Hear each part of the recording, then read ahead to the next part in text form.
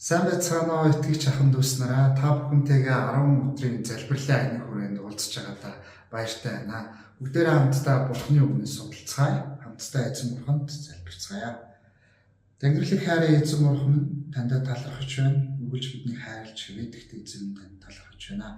Эзэн яг одоо та бидний дүндэж өөрийн үгээ бас бид бүхэнд ойлгохыг хүссэн зүйлсээ эзэн та надаар дамжуулан хүргэх болтугай хэмээн таны хайртай эзэн Есүсийн нэрээр залбирanгуйлаа. Амен. Тэр хамтдаа өөрийн хүслийн талаар бодолцож үзье. Хүний хүсэл гэдэг зүйлсийн талаар бодолцож үзнэ. Нөгөө талд нь харин Бурхны хүсэл гэдэг зүйлсийн талаар бодолцож үзнэ. Альва зүйлс шийдвэр гаргахдаа ихэнхдээ хүн өөрийнхөө хувьд өөрийнхөө хүслийг дагдаг баг. Харин итгэж хүмүүсийн бид нар ямар байх хэрэгтэй вэ? Ямар байвал бидэнд хэрэгтэй бас бидний Бурхны хүсэл юм бэ гэдгийг хамтдаа энэ хөө бяцхан номлолын хэсгээс судлах болно. Бүгдээ хамтдаа Матай 6 дугаар бүлгийн 10 дугаар ишлэгийг гаргацгаая. Матай 6-гийн 10 дээр хэлэхдээ таны хаанчлал ирдэгвэ? Таны таалал тэнгэр чигээ газарт бас бэлдэгвэ гэсэн. Энэхүү Библийн ишлэлийн таалал гэдэг үг нь бас англи хэлэн дээр wish гэдэг үг ашигласан байдаг л да. Тэгээ wish гэдэг үг бас хүсэл гэж ерөнхийдөө орчуулж болдог. Тийм утгаараас авч үзэж болдог. Мэдээж таалал хүсэл. Ер нь альва зүйлсийг бид хийхдээ өөрийнхөө хүсэл таалалд нийцүүлж хийдэг тийм үү? Ер нь мэдээж өөрийнхөө хүснээрээ л альва зүйлсийг шийддэг. Тэр маань заримдаа бидний амьдралд ондог, эсвэл заримдаа алддаг, эсвэл заримдаа би яах гэж энэ зүйлийг ингэж хийвэ гэж одоо өөрийгөө буруу шаах тохиолдол ч гэсэн гардаг. Харин эдгээр зүйлсээс сэргийлэхийн тулд бид нар Бурхан зааварчилгааг өгсөн байдаг. Бид нар өөрийнхөө хүслийг аль болох Бурханы хүсэлтэд нийцж байгаа эсхийг мөн Бурханы хүсэл юу вэ гэдэг дээр төвлөрөх нь ялангуяа итгэж хүмүүсээ бидний хувьд бол маш чухал. Тэр хамтдаа дахин нэг Библийн ишлэг гаргая. 1-р Петр 5-ын 7 дугаар. Тэр та нарт санаа тавьдаг учраас бүх зовлоо түнд өгөгдөн. За мөн бүх зовлоо түнд хай гэсэн хэллэгээр бас зарим Библиэд бичигдсэн байгаа. За тэгэхээр энэ дээр хэлсэнчлэн тэр та нарт санаа тавьдаг учраас бүх зовлоо түнд хаягдсан гэсэн. Эзэн бид бүгдийн хүслийг бид бүгдийг хэлэхээс өмнө асуухаас өмнө мэддэг гэдэг ишл бас Библиэд байдаг. Та бүхэн маань санаж байгаа тийм үү? Тэгэхээр альва зүйлс дээр бид нэр өөрийн хүслийг харлуугаар эзний хүслийг харах нь эзэн бидэнд хамгийн сайн зөв замыг, хамгийн сайн зөв шийдрийг өгүүлж гаргадаг юм а гэдэгт бид нар итгэх хэрэгтэй. Ялангуяа бидний амьдралд тохиолдож байгаа зүйлсүүдээс бид нар өөрсдийнхөө дураар шийдэж байгаа зүйлс дээр бас анхаарлаа хандуулахгүй бол заримдаа ганц хүний бодол, ганц хүний шийдвэрээр гарсан зүйлс маань эргээд нөхөж болшгүй алдаа, эсвэл маш том алдаа дутагдлыг гаргаж болдог шүү дээ. Ялангуяа гэр бүлтэй холбоотой асуудлаа бид нар гэр бүлтэйгээ хамтдаа шийдвэрлэх хэрэгтэй байдаг шиг. Тэгэхээр альва томоохон чухал шийдвэр, чухал хүслээ эзэн бурханд бид нар даатхан залбирах хэрэгтэй. Хамгийн эхлээд бид нар түүний хүслийг сонсохын тулд хэрэгтэй. Түүний хүслийг сонсохын тулд бид нар Библийн өдөр тутамдаа маш сайн судалдаг, уншдаг байх хэрэгтэй. Библи бол чихээрээ сонсож байгаа юм шиг бидэнтэй ярьж буй Бурхны дуу хоолой юм аа хэмээсэн нэгэн хэсэг байна л да. Тэгэхээр Библи бол яг л Бурхан бидэнтэй ярилцж байгаа мэт тэр зүйл гэдэгт бид бүхэн итгэх хэрэгтэй.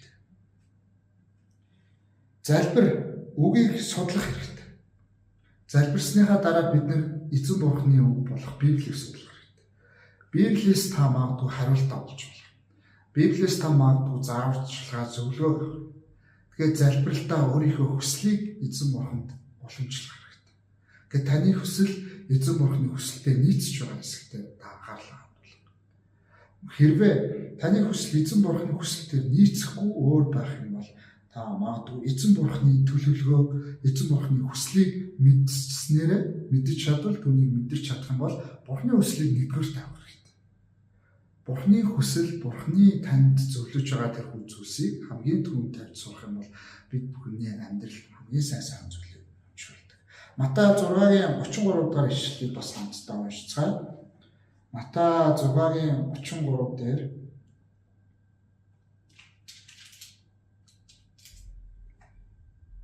Тиймээс юу идэх билээ, юу уух билээ, эсвэл юу өмсөх билээ гэж бүү санаа зовоо гэсэн.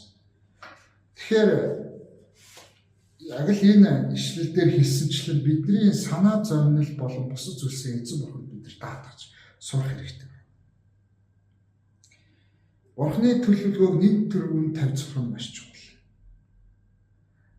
Одоос би мишнерээр ажиллаж эхлэхээс өмнө хувийн сургуульд англи хэлний багшаар бас ширээний тестний цагийн багшаар ажиллаж байсан л да.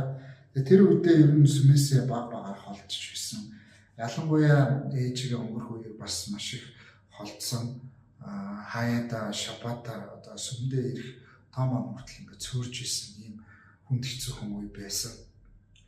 Тэгэхэд тэр үед миний амьдралд мөнгө ингээд хангалттай өмнөхөөсөө илүү олоод тэг амьдрал маань ингээд дээшлээд байгаа юм шиг боловч гэр бүл донд асуудлууд болон өөр олон бэрхшээлүүд гарч ирсэн.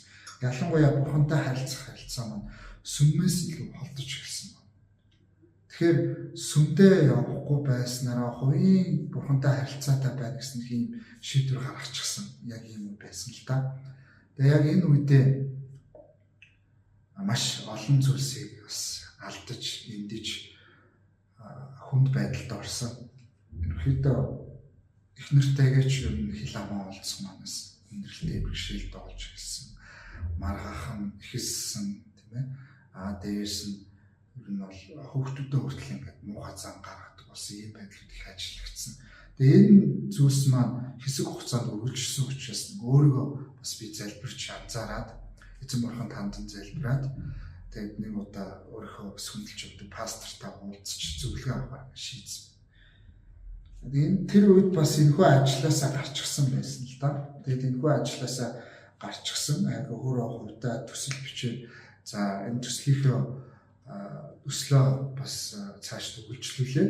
Тэгээд ингээд би даасан юм сургалтын жижиг газар нэх юм хүсэлтэй байсан. Яг миний өөрөө төлөвлөж хүссэн хүсэл маань.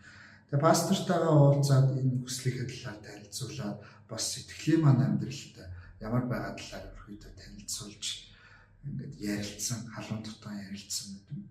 Яг харин пастор маань надад хэрвээ чи мишнерээр ажиллах хүсэлтэй байвал холбогдорой гэсэн ийм саналыг бол дэвшүүлсэн байдаг.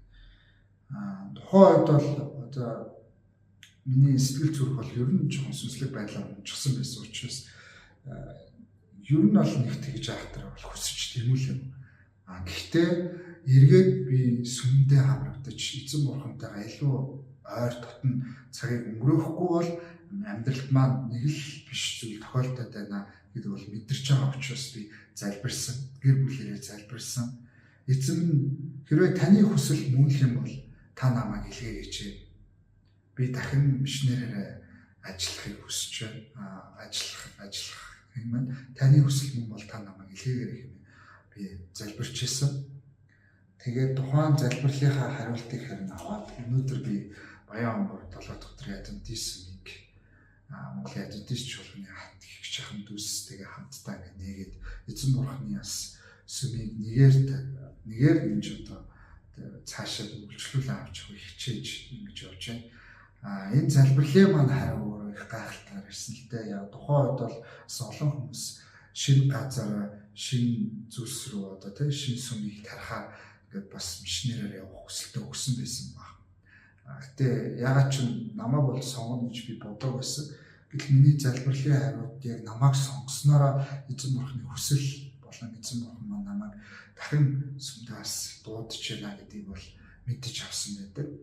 Тэгээ энэ ч утгаараа одоо би хичнээн хүнд хэцүү байсан гэсэн эзэн бурхны шийдвэр бол миний амьдралд хамгийн сайн зүйлс хүсдэг юм а гэдэг бол яг мэдэрч явж байгаа гэсэн. Одоо гэр бүлийн маань уур амьсгал илүү сайхан, илүү доктортой болж байна. дээрэс нь илүү бурхантай илүү ойр дотн харилцааг илүү их өнгөрүүлж байна. Өмнөх алдсан, өмнөх өөрийнхөө сонголтыг дагаж өөрийнхөө одоо ингээд зөрүүдэлж одоо явсан үедээ ямар их алдаа гаргаж ирсэн маа гэдгийг одоо л эндээс би хардаг. Гэхдээ бидний хүсэл, Бурхны хүсэл хоёр заавал өөр байх л. Тийм үү? Мэдээж эзэн Бурхны хүсэл бидний хүслийг саргалзан үзэж биднийг хайрладаг. Тийм учраас бид бүхэн үргэлж эзэн Бурханд өөрийнхөө хүслийг уламжилж, түнд хандан залбирч эзэн Бурхантай үргэлж ярилцаж байх хэрэгтэй. Тэгэхийн тулд бид нар хамтдаа сүм цуглаандаа хамрагдаж, Библийг сайдар уншиж, Библийн үгэнд, Бурхны үгэнд төвлөрөх хэрэгтэй. Энэ бол бидний амьдралыг түүний хүсэл, түүний тааллын дагуу явуулахад чиглэх юм. Түүний таалал нь таны амьдрал, таны гэр бүл, таны эргэн тойронд хүмүүс, магадгүй итгэгч биш олон хүмүүсийг аврахад чиглэсэн маш гайхалтай төлөвлөгөө байх болно гэдэгт та итгээрэй. Тэр хамтдаа сүүлийнхээ ишлэгийг уншицгаая. Тэр хамтдаа сүүлийнхээ ишлэгийг уншицгаая. 2 дугаар Коринт 1:2.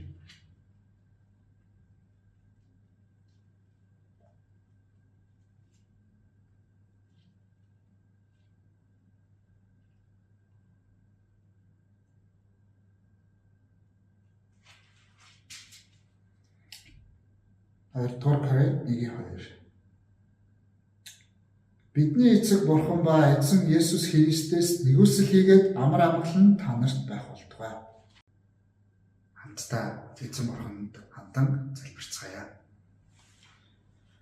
Тэнгэрлэг хайрын эзэн Бурхан нь үргэлж та бидний хүсэл, эрмэлзэл, бидний дотоод сэтгэлийг сонсож байдаг гэдэгт бид бүхэн итгэдэг.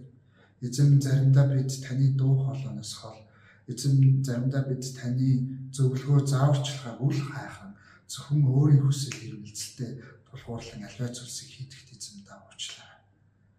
Бидний хүсэл маань эзэн таны хүсэлтэй нийцдэг багт эзэн та бидэнтэй хамт байж өгөөрэй. Эзэн таны хүсэл, таны таалал ямар вэ гэдэг эзэн таас үргэлж бидэнд мэдүүлдэг байгаа ч гэж танаас гол залбирч байна. Биднийг сорилтод бүү оруулаач эзэн. Харин бидийг эзэн та өөрийн мэрэгэн ухаан, итгэл найдвар, хайр, инэрлээрээ бэлгаач гэж танаас гож байна. Энэ дагаа энэ хүү өглөөний яс мөргөл залбиралтай хамт байгаа мөн адвентист бүхий л гишүүд энэ дэлхий дээр бүхий л хүмүүс дээр эзэн таны ивэл байх болтугай, таныг олж харах болтугай хэмээн таны хайртай эзэн Иесусийн нэрээр залбирлаа. Амен. Та бүхэндээ баярлалаа. Та бүхэн мануудыг сайхан өнгөрүүлээрэй.